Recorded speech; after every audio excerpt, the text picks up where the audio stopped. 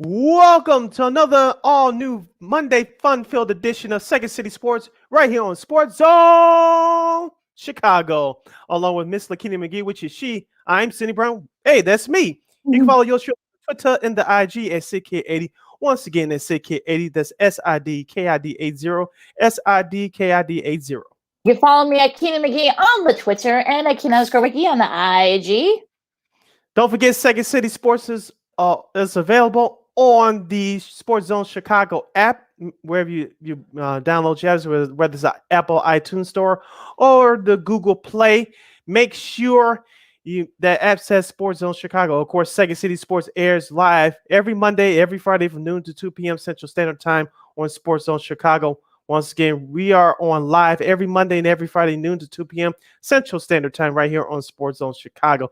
Speaking of Sports Zone Chicago, you can also follow them on all social media platforms. That's Facebook, Twitter, Instagram, and YouTube at Sports Zone Chicago. Once again, Facebook, Twitter, Instagram, and YouTube at Sports Zone Chicago.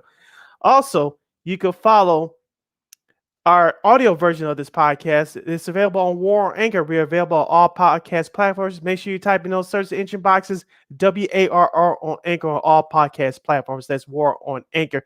You can follow those guys. We're still a part of them. War Media at WAR Media on Facebook, Twitter, Instagram, and YouTube. Once again, War Media on Facebook, Twitter, Instagram, and YouTube. And thank you very much in advance for your support. Like, share, subscribe, and tell your friends. We are unapologetically fun, and we have very definite opinions. Lakeena, we had to do a little audible switch, but before we tell you about our switch, MLB did their switch. Of course, if you guys have been living under a rock, about 45 minutes ago, Major League Baseball officials announced that today's game between the Chicago White Sox and the Houston Astros, Game 4, it was supposed to take place a little bit over two and a half hours from now. It will not take place today due to scheduled thunderstorms rolling in the Chicago area. So tomorrow's Game 4 will take place on the south side. I'm not calling it that corporate name. You guys know it by now. It will take place tomorrow at 1:07 p.m. Central Standard Time from the south side. So Game 4, Astros, White Sox will take place tomorrow on the south side at 1:07 p.m. Carlos Rodon will still get the scheduled start for the Chicago White Sox. Lakeena, before we talk about last night's much-needed Game 3 victory, let's go back to Game 2. We were on the air last Friday. Things were looking up for the Sox. They tagged the left-hander for the Astros, Valdez, early, but they actually took a 4-2 lead before Giolito was yanked out of the game. But once it came to that bullpen for the White Sox, things went to hell in the handbasket. I'm talking about Craig Kimbrough, Aaron Bummer, Brian Tepera, who was in there as well. He pitched well, but outside of him, the other two pitchers I mentioned didn't do the job. And the Astros had a 5-run seventh inning. The only pitcher that did the job after that to keep it at bay, respectable, was Liam Hendricks. That was his first work of the series. Lakeena, a couple things here which I had to borrow for what I put on my Twitter account last night. I don't know if you caught the in-game interview with White Sox pitcher Ethan Katz with Tom Verducci last night after Dylan Cease was yanked out of there in the second inning. There, when Michael Kopech was brought into the game, and Tom Verducci asked Ethan Katz, "How long do you expect Michael Kopech to go?" And just paraphrasing here, Ethan Katz said that it depends on the depending on the floor of the game, we expect them to go 3 to possibly 5 innings. And everybody on Sox Twitter last night, including yours truly a little bit, were baffled by that comment because Tony La Russa, he definitely deserves some blame for the Game 2 loss. If that was the case, you had a day off between Games 2 and 3. Why couldn't you use Kopech on Friday? If he was happy to get beat, so be it. But you saved Michael Kopech until last night. He got tagged for a run. Too bad after that he settled down. But why wasn't Michael Kopech used in Friday afternoon's game? That just doesn't make any sense to me. Well, I think that's going to be the thing that's going to, hinder on him, that he's got to think about that. Could they have won if Kopech, had pitched? We'll never know that. So it's sort of all this in hindsight now. So I'm not, like I said, I'm not going to go too far in a tangent about that. I mean, the White Sox didn't pitch, it just didn't have his style. Julio just didn't have his stuff. I mean, it's just that simple. And unfortunately, that happens, especially when we're in a short series. So I'm not, worried about that. You put that game in the rearview mirror. Let's talk about last night's game because there was a lot of weird things that happened. That game took almost over 4 hours. I think the first like 4 or 5, like the first 6 days, I can say probably took maybe like almost 3 hours to complete. Although the bullpens for both teams kind of like kept it going and kept it switching. So Kopech actually did his. He actually did his thing last night. He gave up a couple of runs, but he able to settle down and had 5 strikeouts. Aaron Bummer looked really good. Ryan Tepera had a nice outing as well. So the bullpen was sort of like kind of shut the door. But if you're the Astros, you're kind of kicking yourself because you had a chance to kind of put the series away and the game away, but the White Sox sort of turned it up. Now, can they do that, especially now with this extra day that they have? Now they're going to rest and kind of like get set up for it. Now it looks like Carlos Rodon, as you said he's going to pitch game 4 tomorrow. Now we just see what the Astros do. Do they bring McCullers in? Does I think Dusty Baker kind of like pick and choose who he wants to start. So if you're the White Sox, you want to try to get to whoever that pitcher ends up being pretty quick. So we'll just have to see what happens and see what he does. And look, I think if Garcia can step it up, if Tim Anderson can get on base like he did yesterday, Eloy doing his thing. Also, Abreu had a couple of big RBIs. If they can do that, then we're in business. The Sox can send the series right back to Houston tied. Anything else? You're going to be going home. You're listening to Second City Sports on Sports Zone Chicago, along with Lakeena McGee. I am Sidney Brown. If you want to comment on today's show and with our topic right now, dealing with the Chicago White Sox, you can go to our Facebook page at Sports Zone Chicago, or go to our YouTube page, once again, at Sports Zone Chicago. Place your comments in the comment section. Lakeena will get them up and running for you. You have a comment or a question, Lakeena will get those comments and questions up for you. If you try to troll or do something stupid, Lakeena will politely give you the boot. Lakeena, speaking of giving the boot, Dylan Cease was given the boot last night after an inning and 2/3. He walked 3 batters and he struck out 2. But Lakeena, I don't know if you paid attention to that first batter, Yordan Alvarez, at the top of the second inning. I thought he got, talking about Cease, he got squeezed on the call. There was a 2-2 pitch, and he was nibbling the corners. The home plate umpire was actually giving both pitches to the corners, but Dylan Cease thought he had a strikeout of Yordan Alvarez, who led off the second inning for the Astros. It turned out Cease walked Alvarez. He walked the next batter. Of course, both those runners came around to score. And I said right there, Dylan Cease, I'm not saying he wasn't ready, but you could tell he was affected by that leadoff walk by Alvarez, because he didn't get the call for a potential strike 3 there. And of course, things started to unravel. La Russa took out Cease, which I thought was the right move, because this was your season. And you're down 2-0 in the series. Of course, we talked about Kopech. He came in, got rattled a little bit, but he settled down after that. Here's the thing, Lakeena. Like you mentioned, the White Sox pitching has been carrying this team all year long. And we talked about this team offensively. What can you do in the playoffs when you're not hitting the home runs? Of course, Yasmani Grandal hitting another Yaz bomb last night. Of course, you mentioned Larry Garcia hitting a home run, which it came to everybody's surprise, because he's not really known for power, but he delivered at a critical time last night. But coming into last night's game, Lakeena, the White Sox had 18 hits in the first 2 games in Houston. None of them, I repeat, none of them were extra base hits. It was nice to see them get some extra base hits last night, moving runners over. Now, me personally, I like to see them bunt a little bit more. They haven't really done that this season, but it was nice to see the White Sox get some extra base hits last night and take in an extra base. It'll be interesting to see if weather will be a factor here tomorrow, especially because it was a little bit warmer today, of course, with the rain and the storms are approaching here. That'll be going on in about an hour from now. It's going to be a little cooler tomorrow, and the first pitch at 107. So will that be, we saw what happened at the White Sox and the Astros too, because remember they play in an indoor dome. And it's going to be interesting to see, will weather be an issue? It's going to be a little bit cooler. It's going to be a little more crisp, a little more fall-like. So you wonder, will that be an issue for somebody? And look, if we can see Grandal do his thing, and we can see, some of the other guys sort of step up like they did yesterday, they're going to have to, because this is a do or die for the Sox. Then I think we can they can force a game 7. Now, if not, if whoever ends up pitching for the Astros, we still don't know yet. I'm sure Dusty keep it very close to the vest, and he pitches lights out, then it's going to end up being a long day for the White Sox. So it's all kind of like a push pull here, and it'll be interesting to see. Look, Are the Sox capable of coming back and win the series? Sure. Will they execute? That's another thing. Let me piggyback off your first point in terms of the weather. I think it's going to play a slight factor, but not a major factor his way. It played a big factor last night because it was blowing from left to right. I don't know if you saw Kyle Tucker's 2-run home run to put the Astros up 5-1 in that second inning there. That ball was carrying. It wasn't like a Vlad Guerrero Jr. home run, but it had enough to get out of there. And of course, Leary Garcia, Leary Legend, hashtag Leary Legend, his ball went to dead center field. Of course, Yasmani Grandal, that ball is still going. So you could tell the wind was playing a major factor on the south side last night. So will it be a factor tomorrow?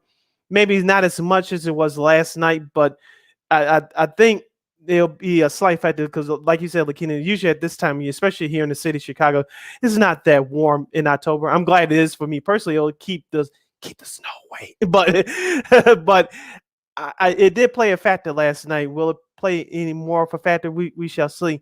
Now, let's remind you one more time for our viewers and listeners, if you want to comment on our topic right now, any of our topics for today's show, just go to Sports Zone Chicago's Facebook page, or go to Sports Zone Chicago on YouTube.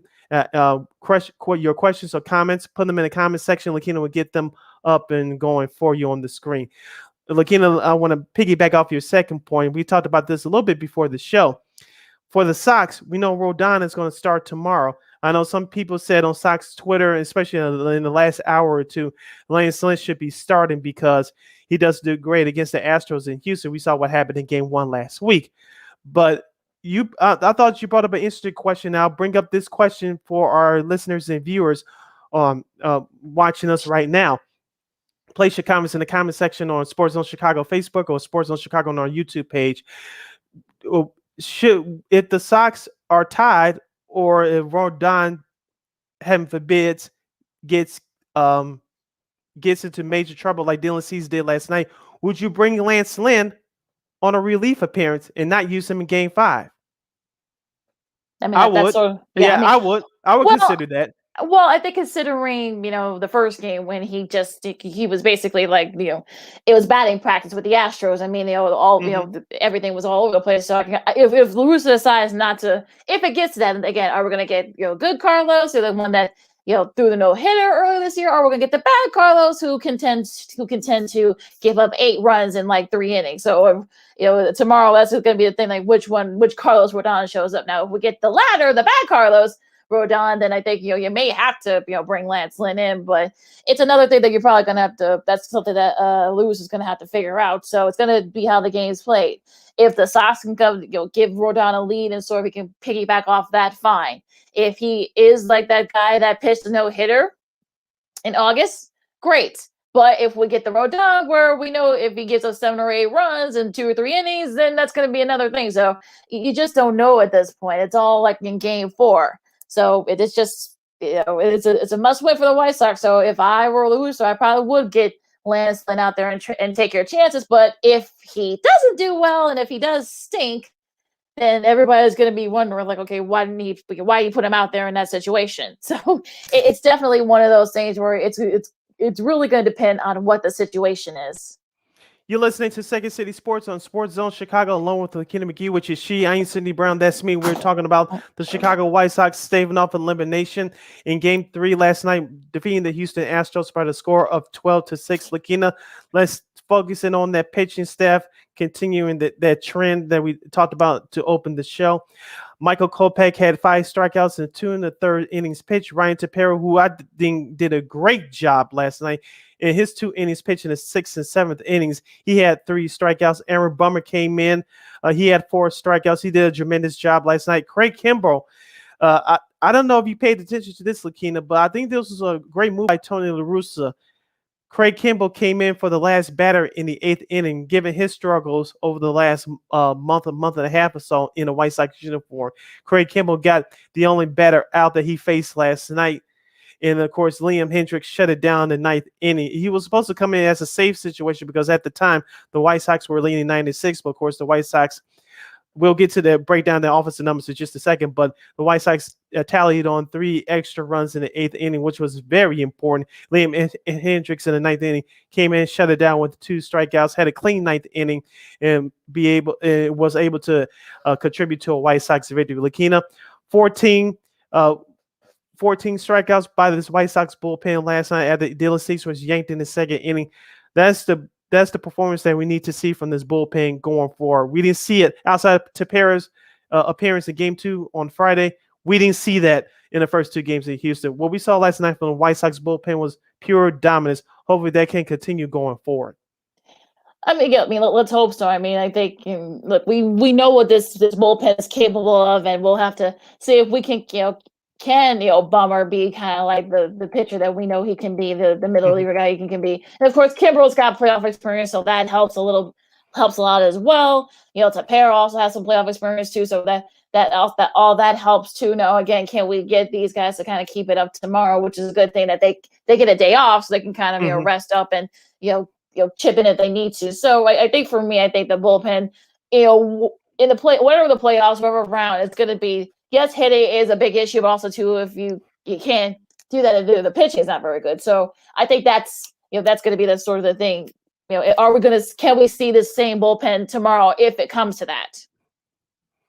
And that's going to be the $1 million question. Now, taking a look at the White Sox offensive numbers from last night's Game 3 victory, Tim Anderson, as we mentioned, he's the catalyst for this team. He may not be the best player on the team, but he's the quote-unquote clubhouse leader when it comes to his attitude, his swag, and his overall persona. He had an RBI last night. Even though he struck out twice, he was 3 for 6. Luis Robert, who's been swinging a hot stick, he had a hit in 5 plate appearances, scored 2 runs. Jose Abreu, as you mentioned, Lakeena, he had an RBI last night off a 1-4 batting. Yasmani Grandal had 3 RBI, including that 2-run home run early in the game. As I call him on Twitter, aka Must See TV, Eloy Jimenez. He actually made a couple of decent catches last night. He had 2 hits off of 5 plate appearances. Yohan Makata had 2 hits last night off of 5 plate appearances. Gavin Sheets had 2 hits and scored a run. And of course, Andrew Vaughn had his first career playoff RBI in the 8th inning last night in his only plate appearance in a pinch hitting role. Of course, Larry legend. Larry Garcia, not Larry. Larry Garcia had 2 hits and 5 at bats last night, including that big home run to give the Sox a 6-5 lead at the time early in the ball game. Lakeena, this is the first time all 9 batters had a hit for the White Sox. I believe since game 2 of the Astros series, if I read that correctly. You can look that up if I'm wrong, but I think that's happened one other time. I believe that was back during the 05 playoffs. You can look that up for me if you can.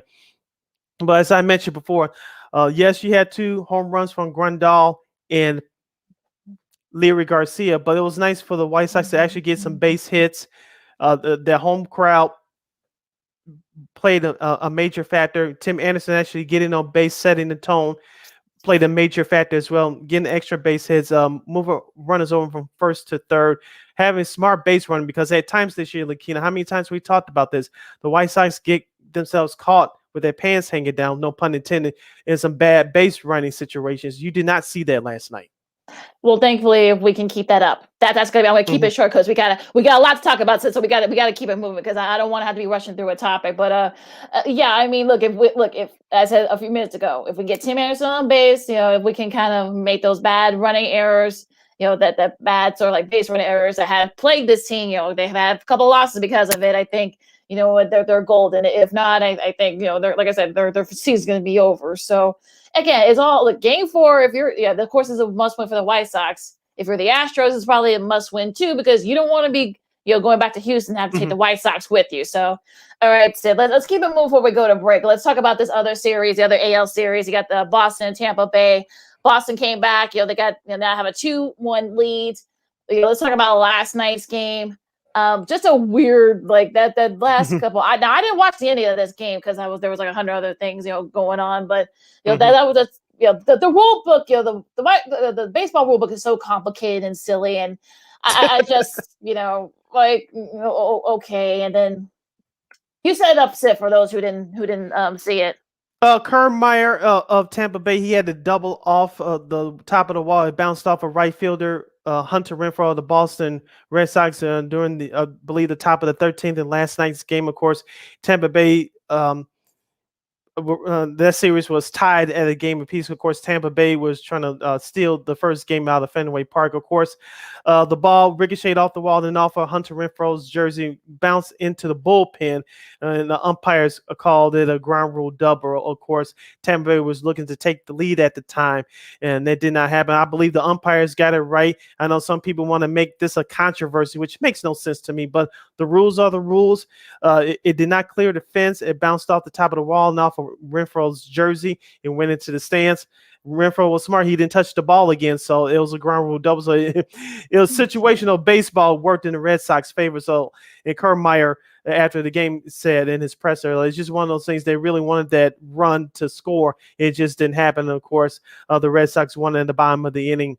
But at the bottom of the end by Vasquez as a 2-run home run to clinch it for Boston. Now Boston leads that best of 5 series 2-1. I believe game 4 is tonight at Fenway Park. So Boston, as I said on Friday, Lakeena, they were going to play better. Of course, it turned out that they routed the Rays in Tropicana Field. Why that city has not have a new stadium for that team, I don't understand, but that's a whole nother issue. But the Red Sox benefit from some luck last night. They took advantage of it. Let's see if they can finish off the Rays tonight.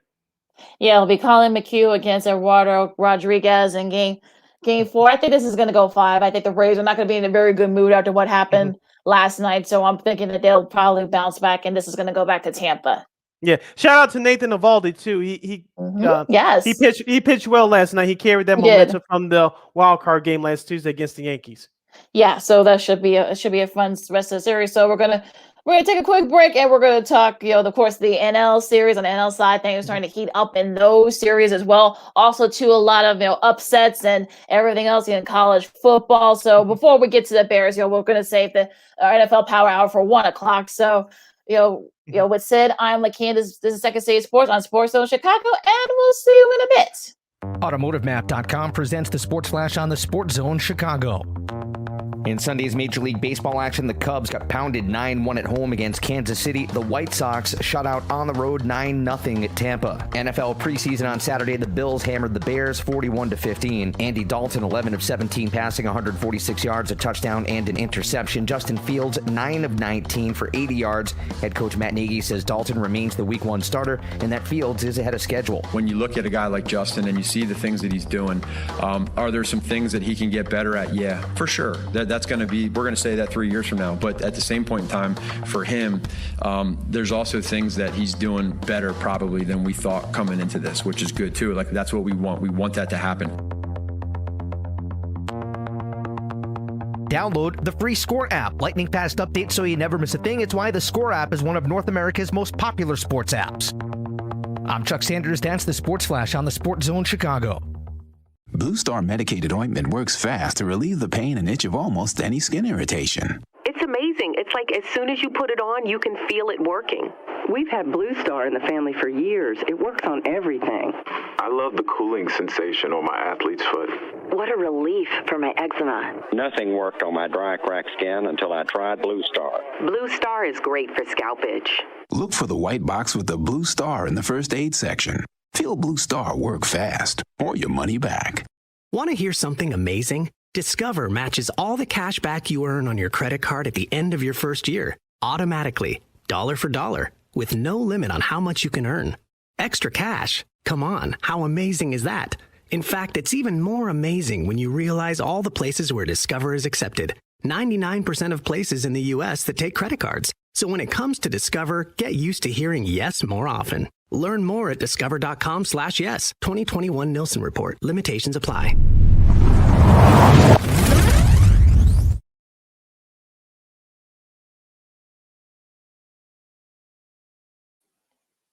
Welcome back to Second City Sports. We're live and in living color right here on Sports Zone Chicago, along with Miss Lakeena McGee. I am Cindy Browns. We continue our baseball talk.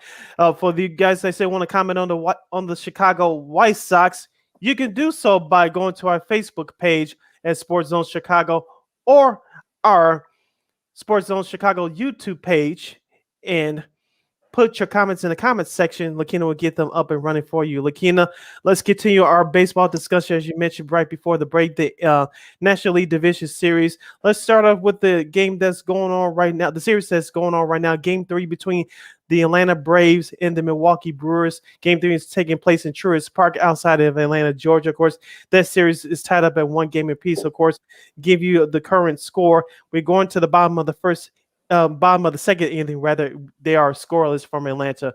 Of course, the first 2 games of that series, Lakeena, Atlanta took Game 2. Freddie Freeman came up big with a big RBI and scoring a run as well. Mhm. And Max Fried pitched his tail off for the Braves in Game 2. As I told you guys, the Atlanta Braves starting pitcher will have to step up. They did in Game 2. Game 1, it didn't happen so much. Milwaukee took advantage of it. As I told you guys all season long, Milwaukee is the National League version of the Chicago White Sox.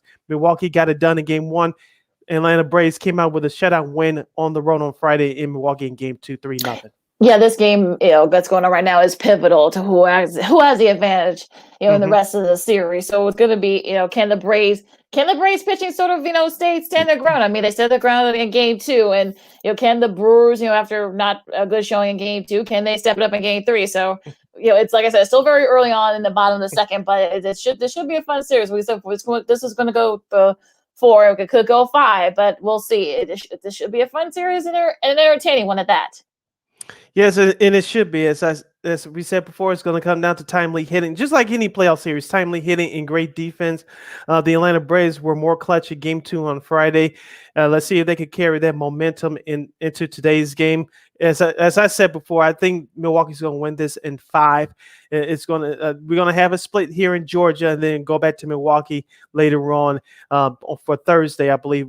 Well, Game 5 should take place from Milwaukee's Miller Park. I'm not calling it that corporate name which they have now, that new corporate name. So as you say, excuse me, this series should go 5 games. These teams are, you could call them evenly matched through the first 2 games, even though Milwaukee is a better team. But Atlanta has showed up to play, obviously. It's going to be a tough out, whoever wins this series. Should be an interesting one at that. So speaking of a good series, I think, with these two NL West rivals, Game 3 is tonight in Los Angeles at Dodger Stadium. Dodgers, what a rebound from Game 2 after losing Game 1. This is going to be a chess match. This is going to be kind of like a back and forth. And additionally, pitching matchup 2 for tonight's Game 3, you got Alex Wood and Matt Scherzer. So this is going to be a very fascinating matchup. And and we'll see if the crowd, because the crowd at Dodger Stadium are going to be rocking. So we'll see kind of who kind of set this up to sort of can take advantage in the series.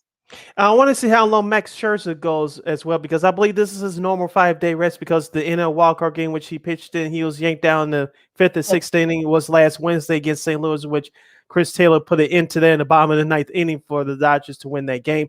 But I want to see how long Max Scherzer goes tonight, and depending on what score, how long will Dodgers manager Dave Roberts let him stay in there? Will he let him stay in there 6 or 7 innings? Because we know that Scherzer, he can give you 99, 100 pitches a start. But I want to see how Dave Roberts manages him tonight, closer to normal rest. And we talked about this, Lakeena, in the last couple of weeks of the season as these 2 teams battle for the NL West title. Matt Scherzer, we knew that he was going to be used in the wild card game. Now with Game 3 tonight on a Monday, let's see how far and how long Scherzer goes, because that's going to depend on how that's going to set the tone. How will the Dodgers win this game? Well, and I know that he's going to want to bounce back after not having a very good outing in that division in that wild card game against St. Louis. I mean, this is, like you said, this is sort of normal rest for him. We should see him how he lives. I think this is sort of a time when I think this actually sets up perfectly for the Dodgers. The fact that you have your best pitcher in that pivotal Game 3, as the series is tied, he's a normal rest, so this actually might have worked out better for him. Well, we'll see. I mean, like I said, I think this is going to go 5, and this is, again, it's going to, who makes less mistakes? Who's pitching? Can kind of tame the hitting, and because both teams are more than capable of doing that on both ends. So we'll see. Can't wait. Game 1 quickly. Game 1 on Friday, Logan Webb pitched his tail off for the Giants. Of course, the Dodgers got some men on base, but they grounded into about 3 or 4 double plays. And the San Francisco Giants defense was stellar and with coming out there with a 4-0 shutout win. But the Dodgers bounced back on this past Saturday with a 9-2 victory. And Mookie Betts came up big. Justin Turner came up big. Those bats for the Dodgers started to wake up. And those players that are not seen or heard from too much in terms of headlines throughout the regular season, they showed up as well throughout the playoffs. This is what the playoffs are all about, Lakeena. Your superstars need to be on point, but it's those guys that are not heard from as much during the regular season. They could come up big during the playoffs as well. We talked about this with the White Sox throughout the season. You can see someone that you haven't heard from come up big. You saw that with Leary Garcia with his home run last night. We saw that with going back to this series with the Dodgers and the Giants. We saw that on Saturday. So if everybody starts to fall in line of view, the Dodgers offensively, these can go well for you. I expect this to be a tighter game tonight. As we said, and I predicted as well, this series will go 5. I have the Giants winning in 5. I'm not wavering off of that. I think that the Dodgers can win tonight, but it won't surprise me if the Giants got out of Dodger Stadium winning that series and taking this to a Dodger Stadium. Is it possible? Yes, but I don't think it's likely. We'll just have to wait and see. And like I said before, I mean, both these NL games, these NL divisional series are going to go 5. So I'm thinking that we'll just have to see, who steps up. All right, you're listening to Second City Sports on Sports Zone Chicago, along with Cindy Brown. I'm Lakeena McGee. Now, Sid, is there any other thing in baseball that that's caught your eye, or do you want to go to college football? Let's go to college football because there's some games that we need to review. One of them I did check out on Saturday afternoon for a few minutes. Actually, a couple games I checked out for a few minutes. Let's start with one, if not the highest scoring game between two teams. As I said, I expected some scoring to go down, but not like this. It was number 6, the Oklahoma Sooners. They defeated the Texas Longhorns, ranked number 21, 55-48. If you were looking for defense in this game, you were happily disappointed. I'll leave it at that. Well, I think there were a lot of games where you could say if you're a defensive person, you didn't have a very good Saturday, and that game is probably one. And it was all types of emotions. If you followed, I follow a lot of Texas and Oklahoma folks on Twitter, so it was all types of emotions. The Texas folks were saying, "Hey, Texas is back now," and then the Oklahomans were down in the dumps. And now, as it got when Caleb Williams came in, for Spencer Rattler, it started kind of creeping up for the Oklahoma side, and then And then Kennedy Davis said, "You know what? No, I'm not. You know what? Enough. Screw Kennedy Brooks. I should say that's his name. Screw overtime. He rushed for 217 yards, had a 47-yard touchdown run that sealed the win for them and for Oklahoma, I should say. And if you saw Fox Sports' Manny Acho, if you saw his reaction after that run by Brooks, I think he wasn't very happy. You gotta check that out. It was just you had to give him a hug afterwards. But a big win for Oklahoma. I mean, they were down 27. They came back to win, and it's their second largest comeback win. Since Baylor back in 2019. And look, there have been folks that have been touting, this guy, Caleb Williams, who actually didn't start playing football until his senior year in high school. So talk about a late bloomer. And so those chances are going to be coming up higher, especially after the fact that he was able to lead, this comeback for Oklahoma. I said that this team needed to get out to a hot start. The hot start they did in a rout, as Les Grobstein would say. Number 7, the Ohio State Buckeyes routed Maryland 66-17. Number 11, Michigan State, they get by Rutgers 31-13. But the SEC saw another high-scoring game. Number 13, Arkansas, they're in a little bit of a trouble here on a 2-game losing streak. They lose by a point to number 17, Ole Miss, 52-51. Lane Kiffin passing out that popcorn. I guess it worked. well. I mean, Arkansas went for 2. They actually scored as time expired. They actually went for 2. Arkansas did, and they missed. I mean, it's one of those calls where you're sort of like, oh, it's gutsy if they make it, but if not, you're looking stupid. So it's sort of like one of those things. Yeah. But I think both teams, needed to bounce back, and it was Ole Miss that got the bounce back, and I kind of feel like Ole Miss started turning the corner a little bit. But there was one SEC game that had a big upset. Texas A&M upsets Alabama, and thanks to a field goal as time expired. It's Calzada for A&M, kind of like the heir apparent to Kellen Mond, Zach Calzada. He had 3 touchdown passes. He thought he was knocked out for a little bit, but then he came back in the very next in the very next series for them, and they were able to kind of keep him at bay. And look, Nick Saban told you guys, look, Alabama's not like that perfect team. They have their issues. You saw it against Florida a few weeks ago. A&M, sort of exposed that. So, Seth Small's game-winning field goal. If you saw his reaction of his girlfriend and his family, that's a really cute moment. So make sure you guys check that out. But, Bama, could Bama sneak back in and win and get into the playoffs? Sure. But I think right now they're not the best team in the SEC. And that's short.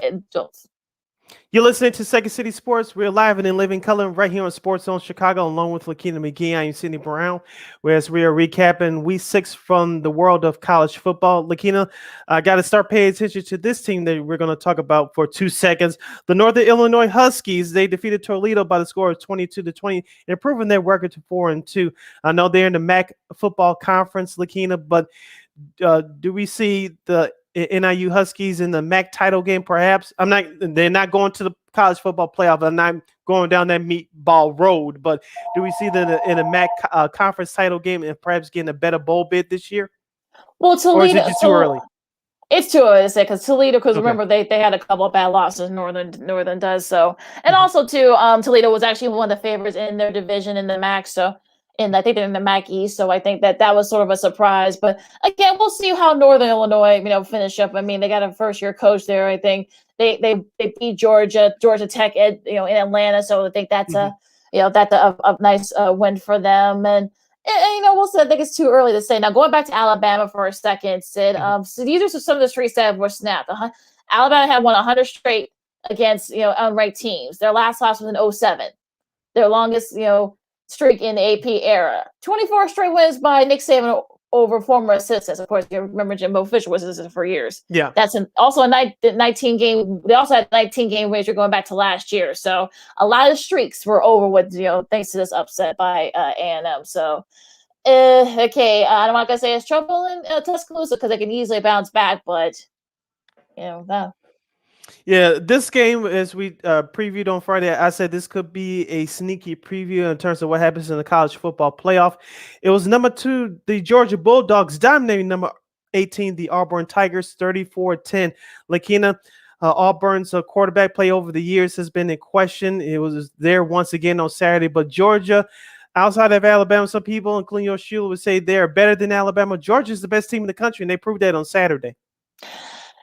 Yeah, Stetson Bennett had 2 touchdown passes for Georgia, and they were a little banged up too. They lost a couple of guys, so you got to think, will those injuries kind of come back to haunt them? But if they get some of those guys back, Lad McClungy had a touchdown catch and 135 rushing yards. They just, but it was actually Georgia's defense. I mean, only 20, they only have 46 rushing yards, so they were able to get their pass rush going. And I've kind of the feeling that they kind of I think Georgia. Look, this is the most points Georgia scored on average since you got all the way back to 1980. That was the year they won the national championship. So I think Herschel Walker was on that team too, correct? He was, and the year I was born. 200 plus point differential. So I don't know.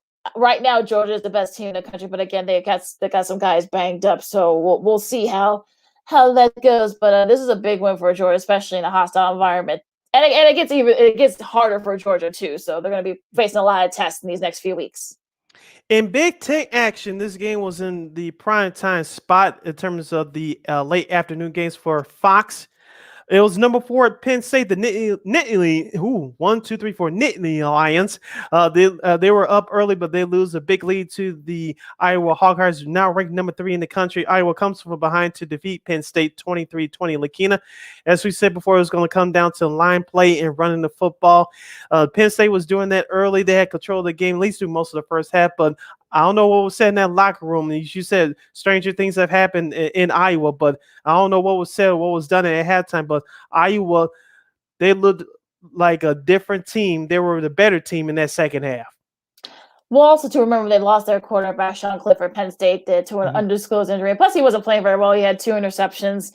We still don't know what the extent that the injury is because of course James Franklin thinks he's coaching the NHL. So that's so I don't know what what his mindset is with that. But Taquan Robertson came in and he threw 2 interceptions, and I think both quarterbacks were sacked combined like 4 or 5 times. It was really their Iowa's defense that sort of helped them. They kind of kept everybody at bay. They got 4 combined interceptions, so it was really the defense. Also, too, I think they had like a lot of false starts. I think Penn State did. I think they had like 10 false starts. Look, that crowd in Kinnick Stadium. I mean, look, I've said it multiple times. Where things happen in October at Kinnick Stadium, especially into like the late afternoon, early evening window, and they showed it. So they were able to kind of keep Penn State so kind of like not at bay. So. Look, like I said before, this is going to be a very interesting, and because you got 4 Big Ten East teams in the top 10 in the AP, so but they're all going to be playing each other in the next few weeks. So it's definitely be a dogfight in that division. And some people say that the regular season doesn't matter in NCAA. It does now more than ever. This game was featured in the late window for ABC in the afternoon. West Coast College football, as Lakeena calls it. Boise State upset number 10 BYU 26-17. Yeah, definitely derailing BYU's chance of an undefeated season and to record being a consideration for the New Year's Six playoff. Look, Boise State, I think they've been in this situation multiple times. I think BYU actually beat them a few years back because they were trying to go for an undefeated season. BYU kind of derailed that for them, and also too again defense. I mean. BYU had a couple had an interception, and they were kind of they made the big play on defense when they had to. Also, to Andy Avalos, who is actually their first win for Boise State on the road against a top 10 team since he was at Boise State back in 2002. So good for him. I mean, there were actually some people in Boise State that thought that maybe he should be on the hot seat because they haven't been playing very well the last couple of years, of course, with COVID and whatnot. But they're at 500 now, so I think this should definitely help them with their confidence. Speaking of the primetime game on ABC on last Saturday, it was number 9, the Michigan Wolverines. Jim Harbaugh, his team gets the last-second game-winning field goal. They defeated the Nebraska Cornhuskers 32-29. You gotta think Scott Frost had this game circled, especially after the fact that Nebraska and Michigan probably could have and probably should have played each other for the national championship. But he says that Nebraska could beat him. I don't agree, but it is what it is. But yeah, I mean, look, again, their defense, they were able to, despite Adrian Martinez's best effort, 291 passing yards, had a couple of rushing yards as well, but it was also Michigan's defense to kind of help them save Michigan in that game. And plus, hostile environment. You got the black shirts and the Wolverines, made the big plays when they had to. So they were able to kind of, stave off the upset in Lincoln. Speaking of getting back on track, the 14th ranked Notre Dame Fighting Irish, they get back on track by defeating Virginia Tech 32-29. Keep going. Look, like I said before, Notre Dame is overrated. So, and also too, Tech should have won that game. So let's just keep going. Keep going. As the younger kids would say, talk to the hand. This team will get a ESPN Game Day feature next week as they'll face the Georgia Bulldogs. Number 16, the Kentucky Wildcats. They blow out LSU 42-21. Mike Stoops has his guys playing well right now. You got some guys that could play on that team. And I think, look, Kentucky, look, we always think of it as a basketball school, but look, every once in a while they, come up big in football, and every few years, this is what happening this year. I mean, we'll see because they play Georgia, this weekend. Like you said, Game Day is going to be there, so we'll see if Kentucky is for real. It should be interesting, and look, this is going to be a very interesting game. And I know Georgia will be ready. I'm sure, Wayne Dell Robinson had another touchdown catch for Kentucky. Remember, he's the Nebraska transfer, speaking of, and he, has been definitely played dividends for them. Also, too, is their rushing attack. Chris, Rodriguez Jr., also, too, KFC Smoke. They had a combined over 250. I know, right? What a name. What a name. But yeah, they ran a combined 251 yards and a touchdown for Rodriguez. So yeah, I'm looking forward to that game. Again, we'll talk more about it. But yeah, I'm looking forward to that game this weekend. You're listening to Second City Sports. We're live and in living color right here on Sports Zone Chicago, along with Lakeena McGee. I am Sydney Brown. We're wrapping up our segment in terms of college football, recapping the week, the Saturday that was in week 6 in college football. Going back to the West Coast, Lakeena, it was Utah 42, USC 26. I think the USC fans are counting down to who's going to be their next head coach. Yeah, it's their first win for Utah in Los Angeles since 1906. I should remember to correct myself. Yeah, I mean, just the talent just isn't there or the coaching. I don't know. I mean, whoever they bring on for SC, I wish we had our buddy Sean Salisbury. Of course, he played quarterback for SC in the early '80s, but I just think that at this point, I think if you're an SC fan, you just say, okay, who are we going to fight for our coach? Okay, let's get it going. Come on, but. You got to feel for that coaching staff and the players right now. It just plus they've also lost a couple of guys, one of the guys that they have to injury. So yeah, it's not good for SC right now. And look, give Utah their credit. I mean, they've kind of had their struggles. Cameron Rising had 3 touchdown passes for Utah, 306 yards. Tavion Thomas had 113 yards and a touchdown run. Also, too, Rising also had a rushing touchdown as well, including his 3 touchdown passes. So you got to give Utah a little bit of credit. So. Yeah, I know they were knocking on the door as far as the college football playoff a couple of years ago, but it was nice to see them get back on track last Saturday. Staying on the West Coast, the UCLA Bruins, Chip Kelly's crew, they dominated Arizona. I think they still winless, 34-16. So Chip Kelly will keep his butt off the hot seat for another week. Yeah, Arizona's kind of going through a rebuild right now. They got a brand new staff, and look, I think if you're UCLA, they should help with their psyche because they've had some issues. So, some injury issues and such. They had a couple of bad losses. So, sorry about that, folks. Got a alert on my phone, but same here. Yeah, right. I mean, I'm probably the same alert, but I mean, like UCLA kind of get back on track, and look, you're still right there for the Pac-12 West, so Pac-12 South, I should say. So, you're still right there in the thick of it. So, still very early. You got a couple of big games coming up, so let's see if they can keep it going. Yeah, staying on the West Coast, number 25 rings the San Diego Aztecs. They get by New Mexico 31-7. Could definitely be a team to watch for that second tier group. A lot has to happen for them to even be eligible for that. But Rocky Long still got this team kind of sneaking around there. Like no one's really talking about them. But but you're fine with that if you're San Diego State, though. And staying on the West Coast, the Washington State Cougars get by Oregon State Beavers 31-24. Yeah, really solid game. And look, I think Wazoo. I know there have been some weird headlines that have gone on with the coach and all that. I'm not going to get into it. Google folks, but I mean, look, I think this is another one of those sort of good, solid Pac-12 matchups. I mean, they needed this win because they had lost a couple in a row, so they really needed. It was kind of an upset too because up to this point, I mean, Oregon State was 4-1, had a big win at SC. So the fact that they were able to beat them, I'm talking about Wazoo. So it's pretty good. It's a pretty good upset there. Back to locally, the Fighting Illini. Sorry, Lamar, if you're listening and watching us. The Wisconsin Badgers improved their record to 2-3 after shutting out the Fighting Illini in Champaign 24-0. We'll skip by that. I'll give them the silent treatment and the tap song for that team. But we told you guys it was going to be a struggle for Brett Bauman and his crew in his first year, so we won't trash them too much. Number 20, Florida, they shut out Vanderbilt 42-0. Back to the college football in Middle America, it was Baylor over West Virginia 45-20. Always a big game between those two teams, and look, I think again Baylor needed this because they lost to OK State, so nice little sort of bounce back win for them. And look, I kind of feel as though that maybe they can kind of turn the corner. We'll see. I mean, look, it's still very early in the Big 12. I mean, there's still a lot that can happen.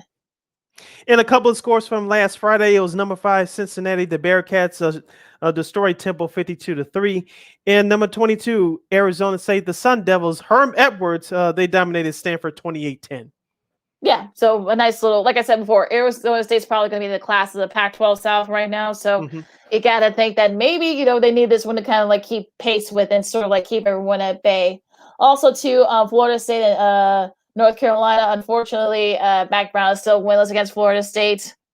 Unfortunately, with his his second stint. So I don't. It's just just a tough one for that one, because there was a lot that was that was going to happen between them. North Carolina, they were in the top 15, and Sam Howell was supposed to be one of the Heisman candidates, and he had a okay showing, but he's not going to be in that team picture anymore for the Heisman.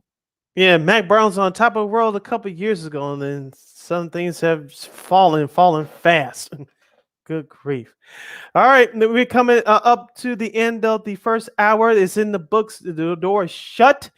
Hour number 2, the doors will open up after this quick timeout. We'll review the Bears' victory over the Las Vegas Raiders. Yes, right, I said it. It's not a mishap.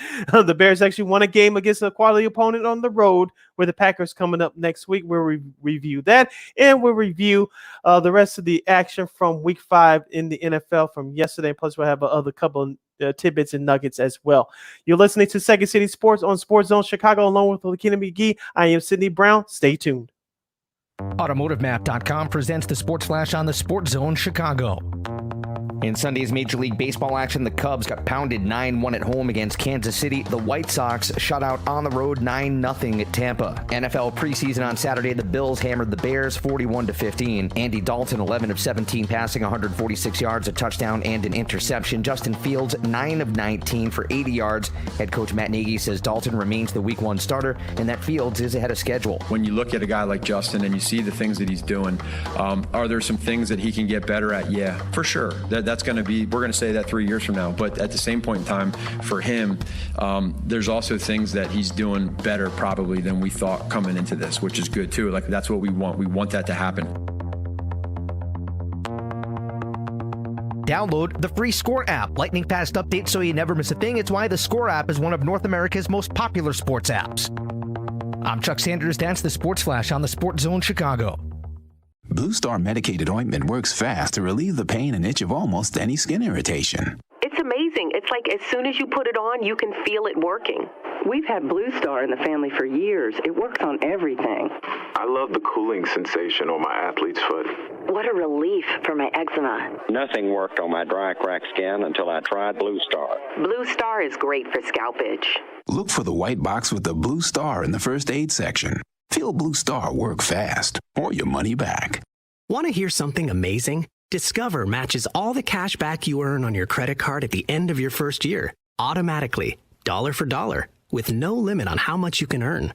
Extra cash? Come on, how amazing is that? In fact, it's even more amazing when you realize all the places where Discover is accepted. 99% of places in the U.S. that take credit cards. So when it comes to Discover, get used to hearing yes more often. Learn more at discover.com/yes. 2021 Nielsen Report. Limitations apply.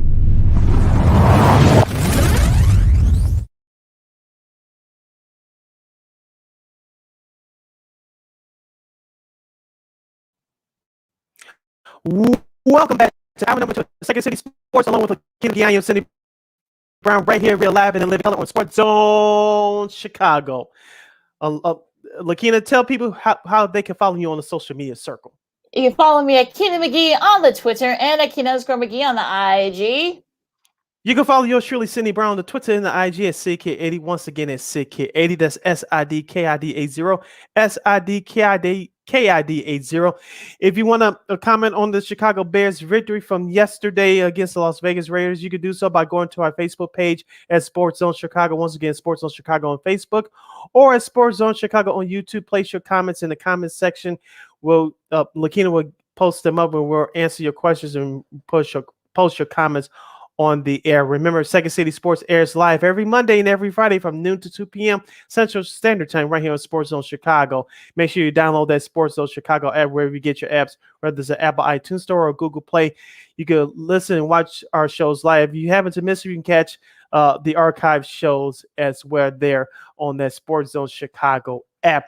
And make sure if you want to listen to the audio version of this podcast, you could the podcast version of the show. You could do so by simply going to War or Anchor. We're available on all podcast platforms. Make sure you type in that search engine box on your podcast platform, WARR on Anchor. Of course, follow the guys at War Media on Facebook, Twitter, Instagram, and YouTube. Lakeena, The Bears shot the you-know-what out of me. Of course, myself, along with you and Christine Manica, we all picked the Raiders to win on Friday. Of course, we were all wrong. As fans, we are happy to be wrong because the Bears came out of Las Vegas yesterday with a 29 victory. The Bears improved their record to 3-2 with the Packers coming up next week. We'll get more into a preview of that contest on our next show on Friday. Lakeena, let's take a look at the numbers from the Bears offense yesterday. Justin Fields, 12 of 20 for 111 yards. He was sacked twice, but he threw a touchdown pass to Jared Halstead. And, of course, the Bears had a great game plan in running the football yesterday. Khalil Herbert,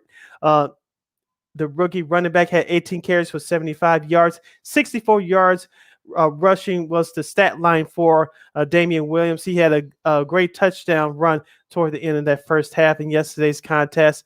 Of course, we'll get into the defense in just a moment. That's what helped the Bears also to win the game. Lakeena, let's focus in on the offense. Justin Fields looked okay yesterday. I thought he could have looked a little bit better. I know he hyperextended his knee. Everybody on Twitter got scared. Of course, I didn't watch the game live. I saw it on Twitter. I was preparing to watch the White Sox game. But the kid is tough. The young man, I should say, is tough. He came back into the game, played well. The Bears established the run early. Their Raiders front four, as we told you on Friday, they're good when you're not established. But the Bears set the tone yesterday by running the football. Justin Fields, he didn't run the ball as much, especially after he hyperextended his knee, but he was still effective in the pocket. And the Bears offense, they did their thing, especially in the first half. Yeah, I mean, I'll be honest too. I didn't watch this game either very much. I kind of kept it in the background because I had other games watching on my computer. I mean, it took a roughing the passer penalty on Mr. Fields to get the Bears going, and look, that's fine. I mean, the Raiders just showed, unfortunately, they were back to being the Raiders that we know and love, with their being undisciplined and everything. The Bears had their bad penalties too. We'll get to that in a little bit, but and look, I think Khalil Herbert, I think he kind of established it by with the run early. Also, Damian Williams had a very good run too to keep the drives going. They didn't have the Raiders didn't have an answer. Fields was okay. I mean, he wasn't he didn't make any mistakes, but he wasn't splashy or spectacular either. So it's fine. I mean, you did enough to win against a Raiders team that you're about even with them. Again, I really have nothing to say about this game because again, I mean, they reverted, like the Raiders reverted back to being exactly what they are. So I'm not gonna go on a long tangent about it. I mean, look, the defense, was the one, you kind of felt that, I don't know if it was some gamesmanship on Khalil Mack's part by saying, he has a foot and he had a rib, and, then it's not going to be 100%, he may not play and blah, blah, blah. I mean, he looked pretty okay to me. Now, again, he might have been sore afterwards, but, I'm sure he loved playing the Raiders. Now, can we get this Khalil Mack like every single game? Roquan Smith had 10 tackles. So, and that's, okay, great. Look, he's showing you why he's one of the best defensive guys in the league. I mean, Eddie Jackson made a tackle. He made some tackles. Yay! I mean, okay, great. Okay, again, I mean, look, they ran the ball and they played good defense. Plus they were able to feed off the crowd because there were a lot. I would say there maybe about 40% Bears fans that were there. So just looking at it on TV, it looked like it was about 50-50, but your estimate is probably more correct, about 60-40 Bears fans. 40% Bears fans, 60% Raiders fans. Yeah. Yeah, so of course you got a lot of Chicago folks that probably live out there in Vegas. Guys, some folks took the trip to Vegas. So okay, bravo. You beat a team that you're probably pretty much even with anyway. And like I said, the Raiders were starting to kind of fall off anyway, come back to reality. So I'm not, like I said before. I mean, again, do this against the better teams or the really good teams, and then look, I'll take you seriously. Right now, I'm just gonna give you like the meh. Sorry, meh. We'll see how your tone changes for Friday. Taking a look at the Bears receiving numbers, Darnell Mooney led the team with 35 yards receiving off of 3 catches. Allen Robinson with 4 catches for 32 yards. Cole Kmet, it was nice to see him featured in the offense, although I thought he could be featured a little bit more. He had 2 catches for 22 yards. Damian Williams out of the backfield, 2 catches for 20 yards. Marquise Goodwin only had 1 catch for 8 yards. Yeah, I mean, look, you really didn't have to do too much. Like I said before, I think And like I said before, I mean, Fields didn't really have to do too much. I mean, I think, look, they established the run right away. They didn't really have to throw. Jasper Horsted had the only touchdown for the Bears. I mean, look at the legend of Jasper Horsted. I mean, let's he's definitely going to be another one of those cold players here in Chicago. But and look, I mean, like I said, you didn't really have to do too much. I mean, especially since the Raiders, they were undisciplined. You were able to actually feed off that. So, like I said before, it's hard for me to sort of look at this game like, oh my God, the Bears got a big win. No, like the Bears, okay, yeah, you took advantage of another team being, making stupid mistakes and, not disciplined. Okay, you did too, but again, they made more stupid penalties and such. Take a look at the numbers for the other side for the Las Vegas Raiders. Derek Carr was 22 of 35. He had a 67.1 QB rating. He had an interception off of 206 yards passing. As we mentioned on Friday, the Raiders can rush the ball. They didn't do so much of a good job on that yesterday. Josh Jacobs, their top running back, had 15 carries for 48 yards. Kenyon Drake, 2 carries for 11 yards. Of course, Derek Carr had 3 carries for 10 yards. So the Bears front line did a tremendous job. As you mentioned, Roquan Smith, that Bears defense, they were on point yesterday, especially running the ball. The Raiders running the ball. They didn't get off running the ball as much as I thought they were due. So give the Bears defense, especially their front four, credit for shutting down their Raiders offensive attack in terms of rushing. Now in the receiving department, Hunter Renfrow had 6 catches for 56 yards. Henry Ruggs had 3 catches for 51 yards. That was huge because we mentioned him on our Bears Raiders preview last Friday. You had to watch out for him. The Bears pretty much kept him in check. Jalen Johnson, great job for him, as well as the Bears' top defensive back. Darren Waller had 4 catches for 45 yards. And, of course, Edwards, who had a drop early in the game, only had 2 catches for 22 yards. Yeah, it seems like I don't know if there was some stuff that went on. Of course, there was some stuff that came out about John Gruden. The Raiders just did not look like the Raiders team. I think I don't want to say that I'm not making excuses for them, but it's just like they seemed, very lax after, everything. I don't know if they thought that, that the crowd or that some of them were Bears fans. They were just as loud as the Raider fans and everything. But it just seemed like they kind of went away from the game plan. Why didn't they run the ball with Jacobs more? I mean, and Drake. I mean, why didn't they try to sort of, they try to, to give it, to Ruggs the third? I mean, like I said before, I mean, it's hard for me to, really kind of grasp that the Bears are better than the Raiders. I just think that, look, this is one of those years where, look, every year, couple years, the Bears always win a game they have no business winning. This is probably one of those games. And going back to the Raiders for just a second, remember I brought up Jonathan Abram on Friday. He delivered that big hit to Justin Fields early, and of course, Justin Fields had another big hit that was given to him, which he extended his knee. As a head coach, Matt Nagy said earlier today in his presser, he doesn't think that injury is as serious shouldn't be as serious going forward. I'm just paraphrasing here a little bit as the Bears get ready to play the Packers. Lakeena, the Bears offense looked good in that first half, considered what the situation was, but I thought they could have put up a couple more touchdowns in that second half because they were dominant. But the Raiders kept shooting themselves in the foot. The Bears took advantage of it, walking out of there with a 29 victory. It should have been 31-9, 35-9, because the Bears' performance, especially in that first half, was that dominant. You had to give it up to the defense. But Lakeena, even though Justin Fields was sacked twice and he lost another fumble, which he should be working on, I know Jermaine Ifedi was injured, but early in the game, but give the Bears offensive line credit. I know that we were going back and forth with them early in the season, but I'll give them at least a B+. They were great yesterday, especially when it came to running the football. They knocked the Raiders' defensive lineman off the block. Yeah, I think Herbert had a lot to do with that too, I think. But I think the problem is now that, teams now have tape on him. So they're going to try and see, okay, can we slow this? Can we slow this guy down? I mean, he's the 6th rounder from Tech. He had a pretty good, good career there. So now they got tape on him. He's probably going to end up sharing, with Williams for the next couple of weeks. But again, look, a nice showing. Okay, keep it going. Keep it consistent. I mean, like I said before, I mean, like if they can do this on a consistent basis, the problem is that they have not proven to me that they can do this on a consistent basis.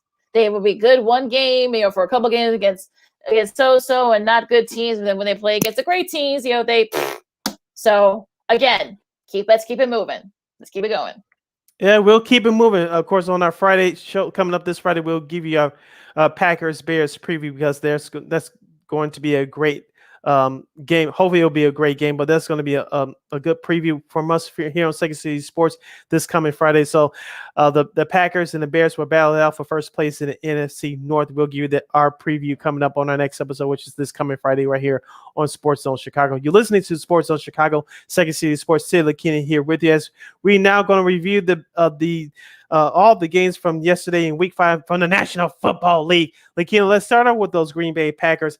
Kicker Mason Crosby missed 3 field goals in the final 3 minutes for the green and gold, but he came back and bounced back with the game winner in overtime, defeating the Cincinnati Bengals on the road 25-22.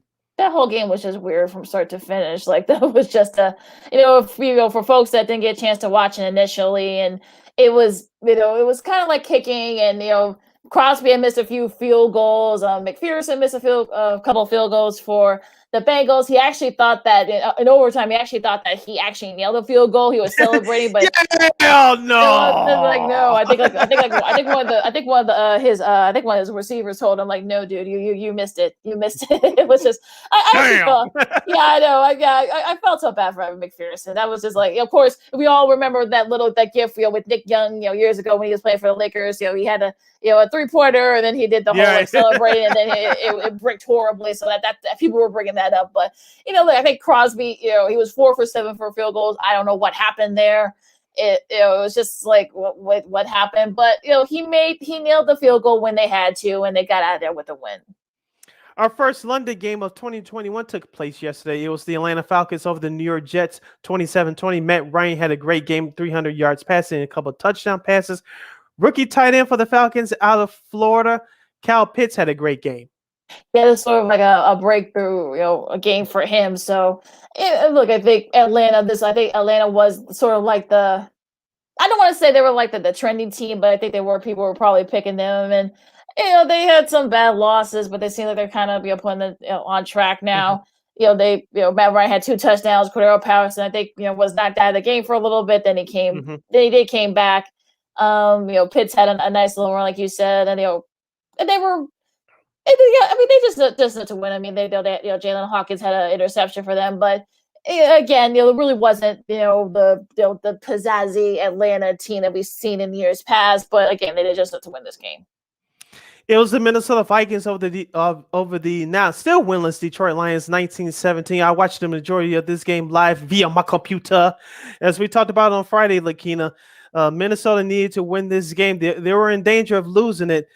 As I said, or else Vikings head coach Mike Zimmer will be staring down the pink slip and a link card. But Lakeena, the Vikings offense struggled again. Alexander Mattison, who subbed in for an injured Dalvin Cook, he had a decent game. He scored the only touchdown of the game for the Vikings. He lost the fumble late after the 2-minute warning. The Lions took advantage of it. They went and scored and actually converted on a 2-point conversion. But Kirk Cousins, give him credit. No timeouts for the Vikings. Let him down to a game-winning field goal drive. And the kicker, rookie kicker Joseph for the Vikings, nailed down a 54-yarder. Yeah, he actually had Minnesota was very lucky. Yeah, well, look at the Bears. I mean, come on now, Sid. Let's not throw stones here. But yeah, I mean, Greg Joseph actually had missed one prior to that, so that was a definitely nice confidence boost for him. I mean, Kirk Cousins. If you saw that little video that's been making the rounds on Twitter. Yelling at Mike Zimmer, you like that if you could read his lips. But, give him a weird shove. Yeah, it was a little bit odd, but coach and quarterback, and sort of that's a bonding that it's always a little bit weird. But yeah, I mean, look, I think Minnesota needed this win. I think because of everything that happened. So, and also too, I mean, Detroit. Look, they look. I don't know what Coach Campbell has to do. I mean, he actually did a gutsy thing and it made it, but it wasn't enough. So they'll win their games. Detroit is, I think, with the exception of the game last week against the Bears, where they probably should have won that game, if we're going to be being honest. But they'll win their share of games, I think. But again, it's unfortunately that stuff happens. But look, Minnesota needed this win, and they got it. According to the late great R&B / pop singer James Ingram, sometimes I did my best, but my bet just wasn't good enough. That's for the Detroit Lions. Not to throw stones, but I actually felt sorry for him for a little bit watching that game yesterday. Moving on. In the AFC battle in the Steel City, it was the Pittsburgh Steelers over the Denver Broncos 29-17. Steelers wide receiver Juju Smith-Schuster it was announced a couple hours ago that he's going to miss the remainder of the season due to a shoulder injury, which he left the game for yesterday. Ben Roethlisberger was roughed up again. I did pick Pittsburgh to win, but things are not right in the Steel City. Denver, give them credit. They hung around. They just couldn't come through. Chase Claypool, the second-year wide receiver, actually stepped up, had a big game yesterday, had a touchdown catch. Deontay Johnson had another touchdown catch. He's on my fantasy team. I didn't start him yesterday, but it didn't matter. But Pittsburgh escapes with an 8-point victory at home. Yeah, you can kind of tell that maybe the travel has something to do with the West Coast, playing a noon game on the East Coast. You gotta figure that kind of played a part. Denver did get it going, but it was maybe too little, too late. I mean, Courtland Sutton had a touchdown catch, 120 receiving yards. Teddy Bridgewater had a couple of touchdown passes and an interception. Probably should have ran the ball more, I think, especially since they couldn't get it going on offense with throwing. So maybe probably should have ran the ball more. Now, as for Pittsburgh, I mean, that's a big loss for them losing Smith-Schuster. So that's going to be the thing. Najee Harris had a nice showing too. Still, on the bright side, 122 rushing yards and a touchdown. I think that's the most by a rookie through the first 5 weeks of the season for Pittsburgh since Franco Harris. Have a rushing touchdown and rush for over 100 yards in each of his first 5 games, I should say. So Franco Harris in his rookie year. So I have to say, you got to think that's a pretty good, that's a pretty good company. So, but yeah, I think the injury is starting to mount up for Pittsburgh. So they got a second win, but it was a costly one. They play the Bears in a few weeks on Monday Night Football. We'll see how that goes. In the Battle of Florida, it was the Tampa Bay Buccaneers over the Miami Dolphins, 45-17. Lakeena, I did watch some of this game live via my computer. The Miami Dolphins actually stayed with the Buccaneers in that first half, even into the start of the second half, but it was too much time. Brady, over 400 yards passing, including 5 touchdown passes, 2 of them to Mike Evans. No, not the one from Good Times, but 2 of them to Mike Evans and 2 to Antonio Brown, including his first touchdown, Lakeena. Antonio Brown. He ran like he did during his first couple years in Pittsburgh. So Tampa Bay picked it up in the second half. They were dominant and they went at home. Yeah, I mean, that was just what more can you say about Tom Brady? I mean, he's still breaking records at 42 years old. I don't know what he's taking. I don't know what he's using, but I think he should sell it because I'm sure he'll make millions off of it. As for Antonio Brown, he reached 900 career receptions on his first catch.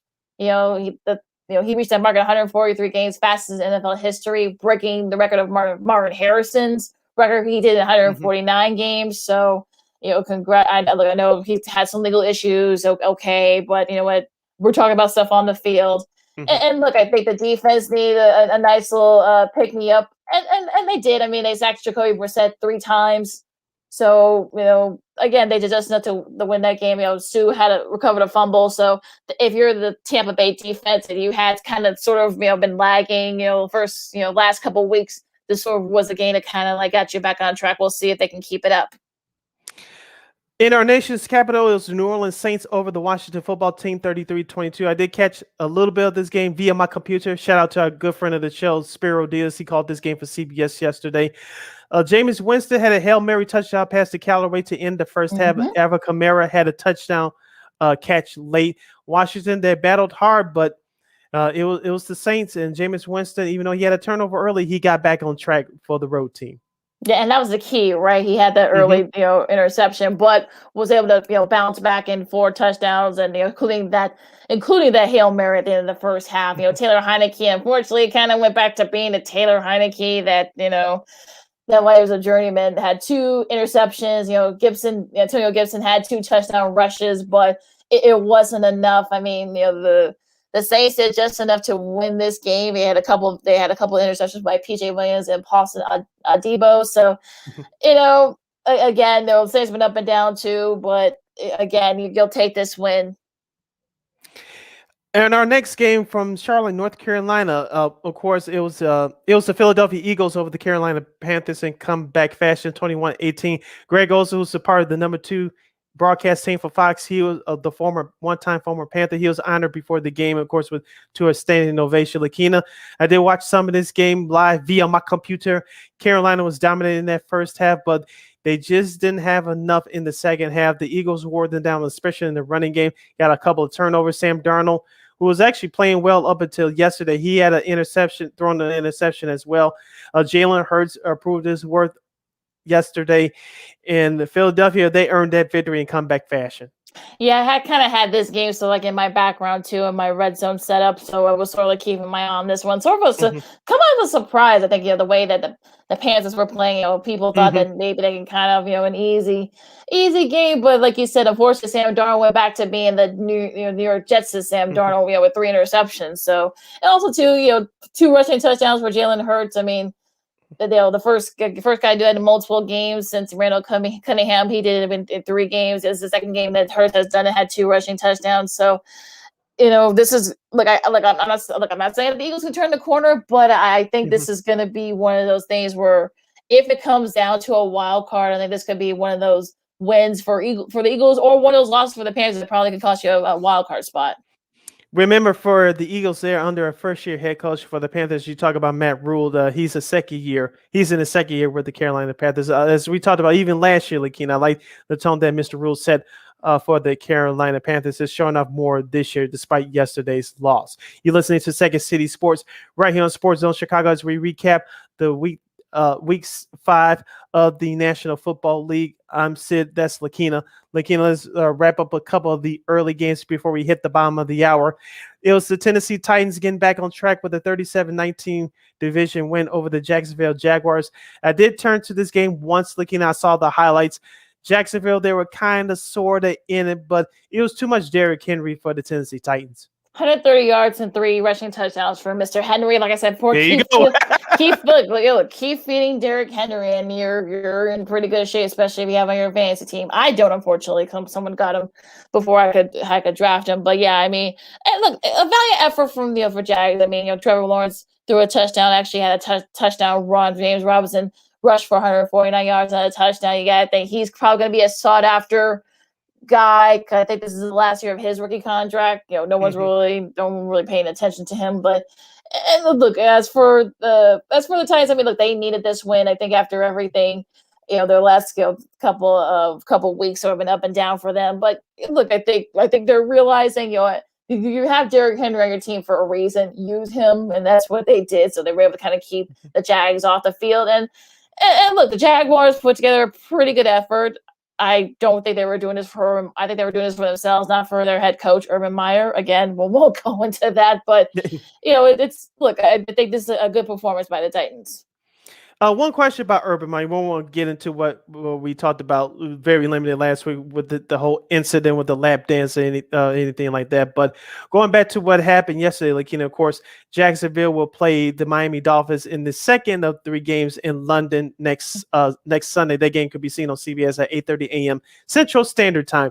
Lakeena, if Jacksonville loses that game next Sunday, we've seen it happen before. Of course, remember Joe Philbin back in Miami with the Miami Dolphins about 10, 12 years ago. The Dolphins were suffering from one of the worst starts to a season in a long time. He got the pink slip and link card on his way back here from London. Do you suspect the same thing happened to Urban Meyer now? If Jacksonville loses a close one or just not competitive at all, do you see that? Do you see Urban Meyer losing his job, or if they get blown out by a bad Miami Dolphins team, do you expect Urban Meyer to get the pink slip by the time he gets back to America next week? No, brother. Oh boy. Look. I already said that. I already took the under whether or not he's probably gonna resign, or they'll get rid of him by Thanksgiving, and I'm sticking by that. I don't know if it'll happen this after next this weekend coming up after the game against the Dolphins, no matter what the result. But I think after everything that's happened, I think he just wants to get out of there. I think he realizes that, you can't really do that stuff, some of that stuff, but people actually pay attention to whatever. So, and then travel with the team following that loss to Cincinnati. That's really a big tell sign. I don't know if you called Tony Dungy's comments last night on Sunday Night Football, which we'll get to the Sunday Night Football game after this break, but he said he was just, I'm paraphrasing, he was just appalled that Urban Meyer didn't travel with the team back. And most of the people in the organization didn't know that he didn't travel back with the team. Yeah, And that's really so it got a leaked. bad Yeah. sign.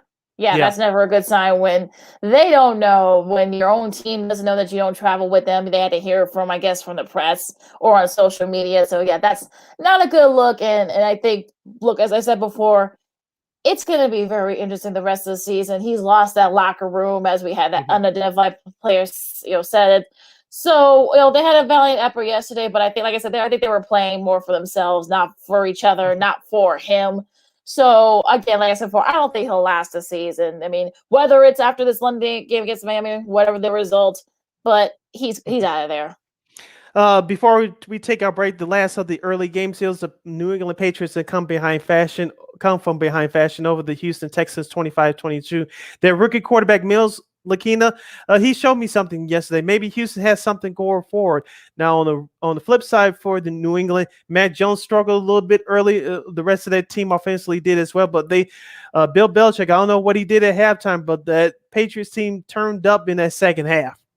Yeah, they sacked Mills 3 times, and like I said before, I think that defense, if anything, they're not a playoff team. I know people want to tout them that they are. They got rid of Stephen Gilmore, and so I just don't. It's not happening this year for the Patriots. I mean, they'll probably be teetering over 5 to just at 500. So I'm not worried about. This was a nice win. They were down most of the game. Excuse me. They scored. Oh, excuse me. I can't talk for some reason. My throat's a little dry. I got to go. Because they were coming to break. 10 unanswered points, that led them to the victory. So, okay. Yeah, you beat them. They'll probably, like I said, they're still 23. They'll probably be like barely at 500 when it's all said and done. So, like I said, I know the Patriots were getting another one of those trending teams. Oh, they could probably sneak in there and get one of the AFC wild cards. No. And we're going to find out too after the break. We talk about some other teams and some other divisions of the AFC. As I mentioned, we reached the bound of the hour. We're going to take our last break. On the flip side, more sports and more fun as Second City Sports continues, as we review the late games in the Sunday night contest with the featuring the Buffalo Bills and the Kansas City Chiefs. So plus we'll have another couple of nuggets and tidbits from the other parts of the sports world. Along with Lakeena McGee, I am Cindy Brown. You're listening to Second City Sports. We're live and in living color on Sports Zone Chicago. Stay tuned. AutomotiveMap.com presents the Sports Flash on the Sports Zone Chicago. In Sunday's Major League Baseball action, the Cubs got pounded 9-1 at home against Kansas City. The White Sox shut out on the road 9-0 at Tampa. NFL preseason on Saturday, the Bills hammered the Bears 41-15. Andy Dalton, 11 of 17, passing 146 yards, a touchdown, and an interception. Justin Fields, 9 of 19 for 80 yards. Head coach Matt Nagy says Dalton remains the Week 1 starter and that Fields is ahead of schedule. When you look at a guy like Justin and you see the things that he's doing, are there some things that he can get better at? Yeah, for sure. That's going to be, we're going to say that 3 years from now. But at the same point in time, for him, there's also things that he's doing better probably than we thought coming into this, which is good too. Like, that's what we want. We want that to happen. Download the free Score app. Lightning fast updates so you never miss a thing. It's why the Score app is one of North America's most popular sports apps. I'm Chuck Sanders. That's the Sports Flash on the Sports Zone Chicago. Blue Star medicated ointment works fast to relieve the pain and itch of almost any skin irritation. It's amazing. It's like as soon as you put it on, you can feel it working. We've had Blue Star in the family for years. It works on everything. I love the cooling sensation on my athlete's foot. What a relief for my eczema. Nothing worked on my dry, cracked skin until I tried Blue Star. Blue Star is great for scalp itch. Look for the white box with the blue star in the first aid section. Feel Blue Star work fast or your money back. Want to hear something amazing? Discover matches all the cash back you earn on your credit card at the end of your first year, automatically, dollar for dollar, with no limit on how much you can earn. Extra cash? Come on, how amazing is that? In fact, it's even more amazing when you realize all the places where Discover is accepted. 99% of places in the U.S. that take credit cards. So when it comes to Discover, get used to hearing yes more often. Learn more at discover.com/yes. 2021 Nielsen Report. Limitations apply.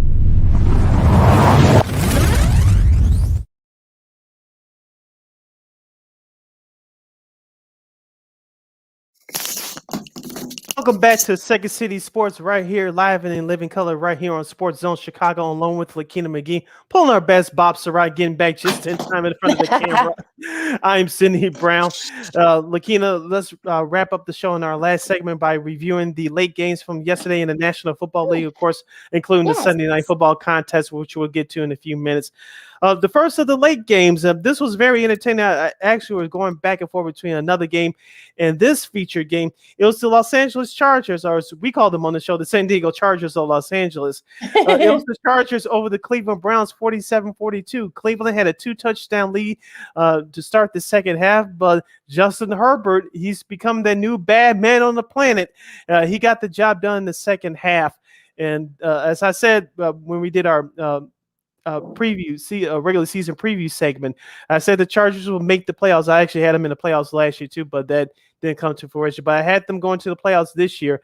So far, so good, Lakeena. This Chargers team is for real. I'm not saying they're going to the Super Bowl or anything like that, but Justin Herbert, the second-year quarterback out of Oregon, he's the real deal. Period. In the story.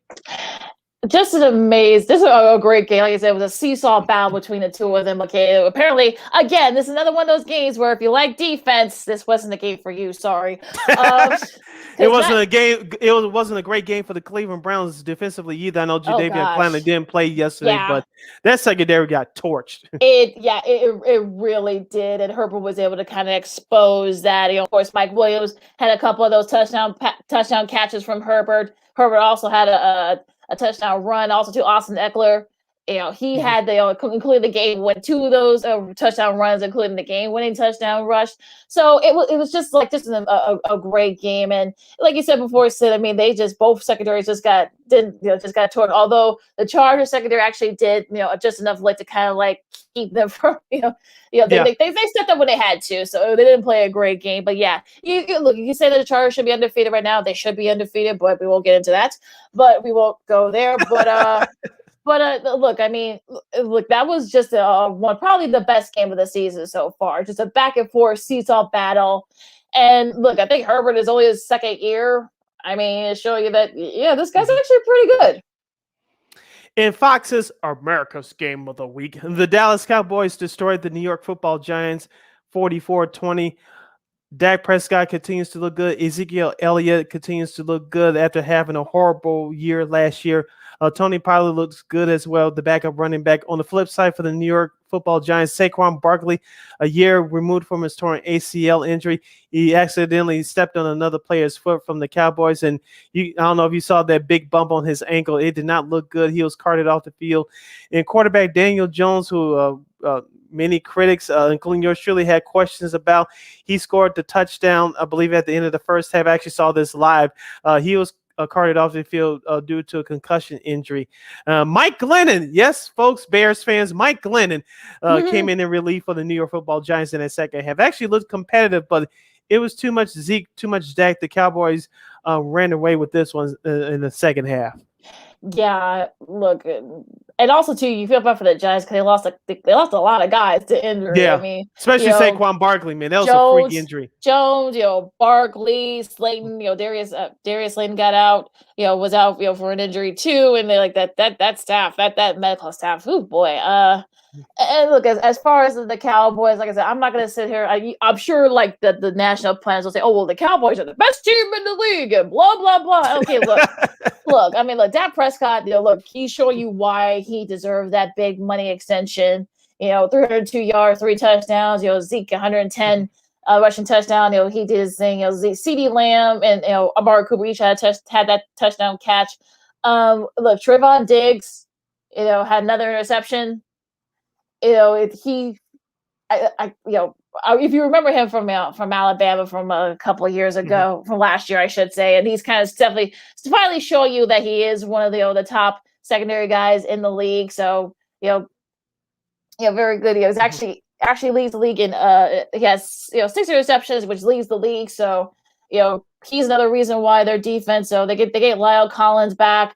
We'll see how they look. But again, I want them to actually be a good team. I know they beat the Chargers, but let's face it, the refs actually helped them out with that. I'm still sticking by that. But yeah, they haven't played really good schedule. I mean, they kept it close with the Bucks, in the opener, couldn't pull it off. So yeah, you can say they could be undefeated. They shouldn't be, but you know what? They're 4-1. I want to see them do this against better competition. And speaking of better competition, the Arizona Cardinals still remain the NFL's only undefeated team, going 5-0 after their 17-10 close win over division rival San Francisco 49ers. I did watch the majority of this game live via my computer. What's his name? Mark Sanchez, the former quarterback, called this game along with Kevin Cougar and Laura Oakman for Fox. Trey Lance didn't look that bad, Lakeena. I know this was his first professional start. I know his parents were in the stands yesterday. I don't know if you saw some of the shots, but Trey Lance's mother couldn't look. But in a way, I don't blame him because San Francisco's offense was shoddy at times, but it really wasn't Trey Lance's fault completely. San Francisco's, as we said before, the defense would be able to keep them in the game. Arizona's offense didn't look that great, but sometimes it's better to be lucky and good. Kyler Murray, I don't know if he caught the touchdown pass from him to DeAndre Hopkins late in the game. Those are their saving grace, to be honest with you. I know James Conner, their backup running back, scored a touchdown early in the game, but it was San Francisco's defense that kept the 49ers in that game. Now, I think still the 49ers will be better off with Trey Lance going forward, but this is kind of what I expected. We called it on Friday, Lakeena. It was going to be a close game. It turned out it was, but San Francisco didn't have enough offensively to overtake Arizona. Yeah, we'll see how Lance does with a full week of practice. I know that that old line for the 49ers is sort of and they've had they had some injuries there. But look, he did what he can. He had that early interception to Bubba Baker, but he actually didn't do too bad. If you could think about it, you probably give the same grade you get Justin Fields, maybe like a B, a solid B, for both of them. But and look, Kyler Murray, I mean, he did what he had to, late, especially we go up against his division rival. He's the third player in NFL history to have 1,500 passing yards already and 75% completion in the first 5 games of the season. Joining Peyton Manning in 13 and Drew Brees who did in 2018. That's actually not too bad for company. But again, look, they lost Max Woods for the year with the knee injury. So you gotta think we'll see how how that shapes up. Next guy up for the Cardinals in that front. But they got to play again, so we'll see if 49ers get their revenge. But look, I think the chart, actually, you know what? The team we're actually going to be talking about in a little bit. I think that team is the best team in the NFL right now. Keep going, Sid. Speaking of that best team in the NFL, that's the Buffalo Bills. After the hour and 2 rain/thunder delay, the Buffalo Bills get it done on the road, defeating the Kansas City Chiefs on Sunday Night Football 38-20. Josh Allen, as you mentioned, looked good. Patrick Mahomes on the flip side didn't look so good. They had a few turnovers. I don't know if I want to blame the weather for the Kansas City Chiefs poor performance. It was that Buffalo Bills defense. That's what it came down to. I know I was the lone guy that in our picks on Friday, you and Christine picked Buffalo. I picked Kansas City. I thought Kansas City would step up, especially at home in prime time. That wasn't the case. I'm not going to give them the excuse of the weather. Both teams had to play in it. Kansas City, they're 2-3. I'm not going to sit here and say that the season's over, that they're going to miss the playoffs. It's too soon to do that, even in a 17-game, 18-week regular season. Assuming that Kansas City can turn this around, which I think they will. This means that they're not going to get that first round bye as of right now. They're going to be playing on wild card weekend. Boy, that's if they get in the playoffs. I mean, yeah. Look, they had a couple of key injuries. It looks like they actually missed the mark on both. Missed the worst of both of them. Tyreek Hill suffered a quote unquote minor knee injury. They don't expect him to miss any time. I guess kind of similar to what happened with Justin Fields for the Bears. But this is another big one too. Clyde Edwards-Helaire suffered a sprained MCL and could miss a few weeks. So you got to think that's going to be an issue there, the injuries. And also too, the defense just doesn't look very good. I mean, Frank Clark in his first, for his first game back, I mean, he had they actually, forced Buffalo into 3 and out, but yet he roughed Josh Allen. So yeah, he had a dumb penalty last night. That was just a stupid penalty. So that actually led to a touchdown. So, it's like I said before, I think the Bills, minus that, that terrible first game against the Steelers, they'll tell you that they weren't ready for that game just yet. But like you said before, I mean, it's the defense. I mean, they forced Mahomes into something he is used to doing. He forced him in a couple of interceptions out of him, and look, I think they wanted to send the message, the Bills did, that, hey, you know what? If, things had fallen differently, they probably could have went to the Super Bowl last year. So, this past season, last season, I should say. So, yeah, I mean, look, I think Buffalo is the best team in the AFC, perhaps not in the NFL. They're doing it on both sides. I mean, their defense has been pretty solid. Micah Hyde had one of those 2 interceptions. Look, Josh Allen is showing you that he I think also Justin Herbert are probably going back and forth. I think for NFL MVP. And look, the rushing, they really didn't have to do too much with the rushing. I mean, their air attack, I think, kind of kept them going also to their defense. So they really didn't need the rushing game too much. But, but again, look, still a lot of season left. So we're not going to, I don't like touting folks. We're only about a little bit a quarter, I should say, through the season. So, but right now, I would say Buffalo is the best team in the NFL right now. That's a very fair point. Shout out to head coach of the Bills, Sean McDermott. He's really getting the job done for that team in Western New York State. Wrapping up Week 5 of the NFL tonight, Lakeena, is the Baltimore Ravens facing off against the Indianapolis Colts. As we said in our pick segment on Friday, I'm taking the Baltimore Ravens. And plus, I have I call me fantasy football stupid. Probably not for this week. But I got away with it. But I set the Bears defense on the bench yesterday. I'm starting the Baltimore Ravens defense tonight. Carson Wentz is still not totally healthy, still with both those ankles injured. I expect in Baltimore, I'm not saying they're going to be Ray Lewis, Ed Reed type defense from back in the day, but I expect the Baltimore Ravens defense to step up tonight. Lamar Jackson, don't turn the football over. Let the running game do the talking. I expect Baltimore to be dominant tonight against Indianapolis at home. I think so too. Real quick point of clarification, go back to the Bills for a second. Our buddy Jason Pfeiffer, I was facing him in fantasy. He got 60 points off, just under 60 points from Mr. Allen. So that was the killer for me. So yeah, but also, I know.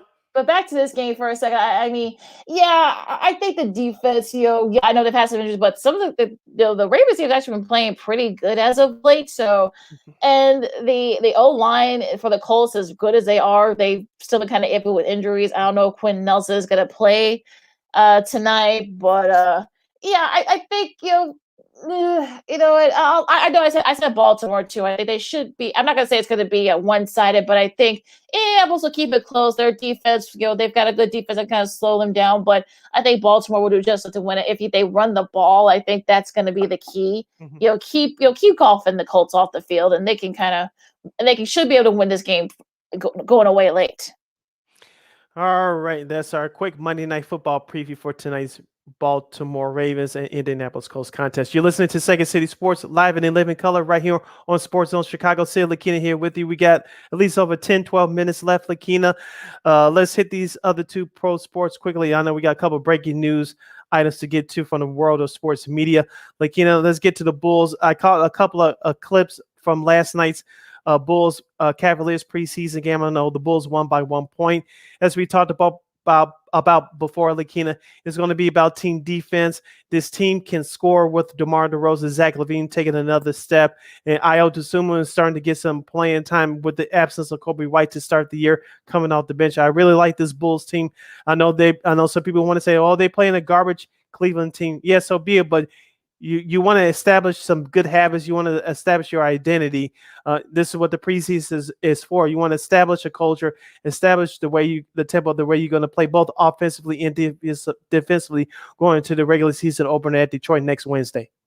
Yeah. I mean, Mr. Ayo Dosunmu was the one who shot that AO. Yeah, so who hit that game winner. So very, very resonant to what he did in the Big Ten championship back in March. But he hit that same shot that kind of opened the door for them, to win the conference championship tournament. But yeah, I mean, look, they didn't have a good showing yesterday. That's what the preseason is for. I mean, you don't want to spend too much energy because, the first regular season game is next week, so you don't want to exert too much energy, and that's fine. And look, this is what it's preseason for.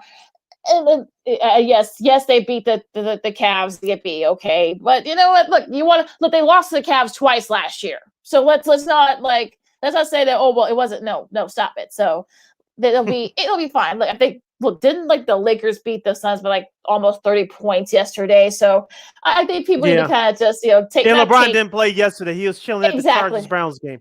Yeah, exactly. So let's not freak. I doubt Lakers fans are freaking out that much from that, but look, I think it's fun. Look, we know what the team is going to be. We'll see how they do against the really top tier teams. They could easily be a 4 to 6, seed, maybe even a 3 seed. Who knows? But look, I'm not there. And also too, it looks like maybe Patrick Rose might be back by the first, but before the end of the month. That would be great.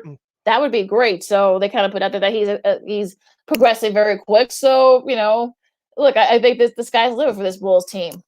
Yeah, like I said, we'll do our preview show about the Bulls in the NBA next Monday because the season tips off next Tuesday. It's come by so fast with the preseason being shorter now. A couple other tidbits and nuggets from the Around the Association quickly. Lakeena, we won't spend too much longer on these two topics, but I'll knock this one out first.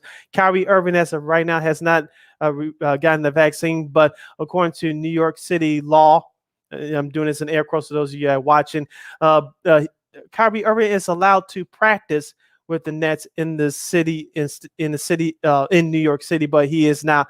He cannot play because he is not vaccinated. But he could play in the road games where he's unvaccinated. Even though he's unvaccinated, he's available to play in the road games. But the games that he cannot play in, he will not get paid for. That's according to the NBA.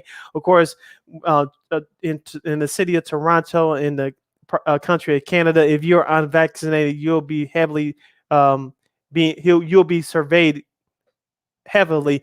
You could come out of the hotel just to go back and forth to the game. That said, you cannot do anything else.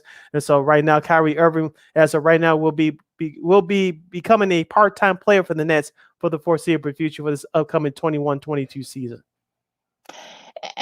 Okay. I mean, look, we'll see if he does get vaccinated. If fine. If he doesn't, that's fine too. I mean, it's right. I know people want to vaccine shame him and talk trash about him. Blah blah blah. Like we've been saying this. Look, make sure your house is clean before you start yelling about somebody else's. Let's not just keep that alone. So.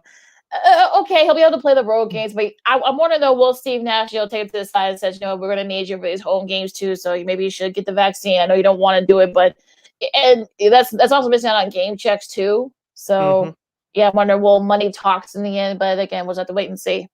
Yeah, we saw what happened with Andrew Wiggins last week. As of right now, Kyrie Irving, when it comes to playoffs, because the Nets are a top 4, top 5 team in terms of being favorites to win the NBA championship, unless that ordinance is lifted by New York City and their mayor, Kyrie won't be able to play a full season when it comes to the playoffs, and that's going to affect that Nets team huge. Yeah, so you gotta wonder. Well, like I said, money talks, and like I said before, will Nash, Steve Nash, take him to the side and says, look, I know you don't know how to make believe in it, but we're gonna need you for these home games. So I know you may not be a believer in it, but for our sake as well as yours, you may have to get the vaccine. But we'll see what happens. Yep. In other news from around the association, staying with the Eastern Conference, Ben Simmons, the disgruntled point guard for the Philadelphia 76ers, the Sixers organization, and his agent Rich Paul, who works with LeBron James, are talking in terms of a peaceful settlement in terms of Ben Simmons returning to the team. We'll see how that goes. Lakeena, as I said before, Ben Simmons is going to start the year with the Philadelphia 76ers. He's going to have to play nice and play in a few games and hope that he doesn't cause any more trouble because his trade value is low right now. And he's just going to have to play nice until he's finally out of the city of brotherly love. We all know what his teammates have been saying throughout the preseason and during media day a couple of weeks ago. He's got to play nice and stay out of trouble until he's traded. Well, and like I said before, money talks. So we was good on the brink of losing a lot of money, because of all the practices and the games that he would miss. So, and look, no one's biting right now, unfortunately, for the Sixers and for him. So he's gonna have to play nice with the Doc Rivers. I guess I know some people feel that maybe Doc Rivers kind of threw him under the bus after the playoff loss last year, which he might have. He did. He did, but. It is what it is. But I mean, look, I think that it's going to be a long way before this is resolved. So let's, we'll see. I mean, as Joel Embiid, if you ask him, I think he kind of just at this point, he doesn't know what to think of it himself. So it'll be interesting to see when he gets to that locker room. And it's like I said, it's gonna get it's gonna get very interesting in that locker room with the Sixers this year to be a fly on the wall in that locker room. All right, the preseason concludes this week for all 30 teams, and the regular season starts next Tuesday, and for the rest of the league next Wednesday. You're listening to Second City Sports, live and in living color, right here on Sports Zone Chicago. It's Lakeena McGee and Sydney Brown here with you. We got just a few more minutes left. Lakeena, we'd like to say congratulations as we get into some news and nuggets from the sports media world. I don't know if you saw this, but congratulations to Chicago's very own and friend of Second City Sports and the D and David Show from the past as well. Chicago's very own Miss Shay Papler. Her, along with her husband, Mr. Jordan Cornette, who I miss greatly here on Chicago radio. They'll be the new host of ESPN Sports Nation, according to our good friends at Awful Announcing. I'll just read an excerpt from the article. ESPN Sports Nation is getting yet another new look. The sports highlight show now on ESPN Plus. It debuted today with its new host, Shay Papler and Cornette and Jordan Cornette. Now, the show will air at 10 a.m. Eastern time every day, Monday through Friday on ESPN Plus. They'll be joined by a variety of ESPN personalities, including Jason Fitz, Christine Williamson, Sam Acho, former Chicago Bear, Gary Struzinski, Stefania Bell, Adria Oko, and Omar Raja. On each show, the team will look at highlights from the previous night's action, mixing in social media reaction, top 5 lists, analysis, interviews, and debate among the panelists. The Cornettes take over as hosts not long after Sports Nation's relaunch earlier this year, with hosts Ashley Brewer, Taylor Twellman, and Trevion Scales. And the show has plenty of turnover, even going back from this cancellation from the television side in 2018, which includes Michelle Bill, which we'll get into in just a moment, Carissa Thompson, Colin Cowherd, Marcellus Wiley, Max Kellerman, and Carrie Champion. The couple, of course, they have their own ESPN Game Day show, which airs every Sunday at noon Central Standard Time on ESPN Radio. They'll add Sports Nation to their duties at ESPN. Of course, Jordan Cornette is the lead anchor and host over at the ACC network, especially during college football and college basketball season. Shay Papler Cornette does a great job wherever she's filling in on ESPN Radio, or she's starting to do some studio stuff now. So now the lovely couple will host Sports Nation on ESPN Plus weekdays at 9 a.m. Central Standard Time on ESPN Plus. This is a great move for the company and for both those broadcasters as well. Yeah, we saw a little bit of snippet of that when they co-hosted here in Chicago with, and also too, with the various times, they had their own national radio show on ESPN Radio. You saw the chemistry; they have great chemistry. And look, they have disagreements from time to time, of course. Or Jordan's a Cincy kid, of course. Shay is from right here in Chicago. We've had her on the show; they're the best. They have a beautiful little baby boy, Joey, of course. Named after Jordan's late brother. Joey from Butler. But yeah, I mean, you know what? This is a good thing. I mean, that show's had a lot of turnaround, especially since they came back. I know Ashley Brewer is back in Los Angeles, doing Sports Center out there. Taylor is busy, doing soccer stuff and other stuff. And Trevion is back. I think he's somewhere. I think he's like in Atlanta or somewhere down south. He actually went back home to do some stuff there, be a sports anchor there. So there have been like a lot of turnover. So that show needed an anchor, and what better anchor than have a married couple that actually has good chemistry.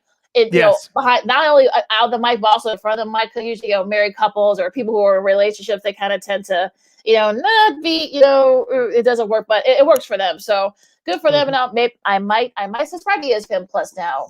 We'll see. Yeah, we will see. And speaking of ESPN and Michelle Beadle, this news came out over the weekend that she wanted to get back into the broadcasting field. Of course, she was let go by ESPN a few years ago. She was one of the original hosts of Get Up with Mike Greenberg and Jalen Rose. Of course, Jalen Rose, his future may be in doubt in terms of NBA Countdown. We'll get to that in a second as well. But Michelle Beadle, she was a part of the ESPN old Countdown crew a few years ago. Of course, she was outspoken in terms of college football on the original episode of first few months of the original Get Up lineup on ESPN. She said she would, I think it was going back to the Urban Meyer situation back in Ohio State. She's like, I won't be watching any more college football. The higher ups of ESPN didn't like that. They asked her, they agreed to a buyout. She hasn't been heard and seen from since. Not until now she'll be part of Spurs broadcasting broadcasting games for the San Antonio Spurs. It's not set how many games she'll do this year, but she'll be back on your television for this upcoming season, doing some local games for our hometown team in San Antonio. Yeah, I mean, she's a big fan of the team. So, like I said before, I was kind of done with her after she said some things. So, she's back to covering her team. Her favorite team growing up. So, okay, that's cool. I mean, like I said before, I'm kind of indifferent towards her. So I'm not I'm not gonna kind of like get into it. But yeah, good for her. I mean, I know she said she wanted to get back into sports. She ruffled some feathers back at ESPN, so for various reasons. So. It's fine. Look, she's back. She's back home covering her hometown team. Okay, good for her. Like I said, I'm not. Like I said, I'm not like I'm kind of indifferent towards her. So like I'm not like okay, good for you. All right. And wrapping up our sports media news, staying with ESPN, the aforementioned Mike Greenberg, who has his ties to Chicago. He's going to be a new host of NBA Countdown and host of the NBA Finals, along with Michael Wilbon, Stephen A. Smith, and perhaps Jalen Rose. We'll see. And Magic Johnson may make an appearance. Will make some appearances as well. So ESPN, the NBA is trying to compete with TNT in terms of their pre and post game shows. Of course, inside the NBA is far out the best in sports television overall, especially when it comes to basketball. ESPN is trying to duplicate that success with their crew with a new makeover. Yeah, and also apparently Dave Williams won't be a part of that either. So, yeah. Well, will Greeny sleep? That's kind of the number one question: is Greeny will be able to sleep because he's doing Get Up. Now he's going to be doing the NBA radio Countdown, show. Now this, the radio show, and then wait, is he going to sleep? I mean, that show has had a lot of turnover, so we'll see how this new format goes. I mean, you'll probably see like other guys make appearance. I'm sure Vince Carter is going to make an appearance and such. So, I mean, we'll see how this goes. But I think they just need to kind of just stop trying to be like inside the NBA and just like do what you do. It seems like they're trying to find a Charles Barkley. We love Magic, but he's even he'll tell you he's better like every other week, maybe not every single week. So we'll see how this goes. We know Wilbon is not afraid to pull a few punches. Hometown guy. Yeah, of course, be there for Chicago. Of course, that's what we do. But yeah, I mean, again, I'll check it out. But again, it's not gonna be like inside the NBA level. What about you, real quick? Let's see how this works. Of course, Michael Eaves, who used to cover the NBA for Fox Sports out there on the West Coast with the Lakers and Clippers, he'll do the Wednesday games for ESPN as far as Countdown is concerned. Good, yeah, I like him too. So I followed him for a long time. So he's going to do a great job. Of course, he's been doing UFC stuff and other stuff for ESPN for the last few years. So it's good to see him on doing some NBA coverage as well. Of course, he was doing Sports Center as well with his other duties. Now, quickly, Lakeena, as far as ESPN next week, they'll debut the new NBA Today show, which will replace the Malika Andrews as the main host. I'm really looking forward to that. And so the NBA season is just getting started. So it's going to be a lot of interesting things to see how ESPN handles their coverage of the NBA for this upcoming season. Real quick, Lakeena, I know time is up. Congratulations to the Chicago Sky. They won Game 1 yesterday over the Phoenix Mercury. Candace Parker, it looks like she's a game or two away from achieving her dream of bringing a WNBA title to her hometown in Chicago. She wore a Khalil Mack jersey yesterday. She wore a Blackhawks jersey after the conference title win last week. So good luck to the Sky. We're behind you. See if you can pull off the title run. Yeah, the game 2 will be Wednesday night 8 on ESPN. So yeah, one of the reasons why she came back here was that she won a brand championship, a WNBA championship to the city of Chicago. We'll see if she can do that. It's a best of 5. Still a lot to go. And Diana Taurasi is still over there with the Mercury. I'm sure she's going to want to have the Mercury bounce back after Sunday's game. But we'll see. Good luck to the ladies. Yes. All right, Lakeena, we come to the end of the show. Close us out. Yeah, and I think there's a rainstorm coming, so we better wrap it up. You follow me, Akina McKee on the Twitter, and Akina McKee on the IG. It's true. Like that old D.L. Hughley joke, like your mother used to say back in the day. Turn on all the lights. It's a rainstorm outside. You're running up my light bill. yes. Come on, let's go. Let's wrap it up. All right. You can follow yours truly, Sydney Brown, on the Twitter and the IG at SidKid80. Once again, at SidKid80. That's SIDKID80. SIDKIDA0. You can download that Sports Zone Chicago app wherever you get your apps, whether it's the Apple iTunes Store or the Google Play Store. Make sure that app says Sports Zone Chicago. Make sure you follow Sports Zone Chicago on all social media platforms. That's Facebook, Twitter, Instagram, and YouTube. Also follow War Media on the same social media platform, Facebook, Twitter, Instagram, and YouTube at WAR Media. And if you want to listen to the audio version of this show, you can do so by catching our podcast at War or Anger. We are available on all podcast platforms, including the iHeartRadio app. Make sure you type in that search engine box on those podcast platforms, WARR on Anchor. And thank you very much in advance for your support. Like, share, subscribe, and tell your friends. Yes. All right, so stay dry out there, folks. Also stay warm because it's gonna be seasonal here. So for Sid, I'm Lakeena. This has been Second City Sports on Sports Zone Chicago, and we'll see you Friday. Go Sox! Till next time, holla!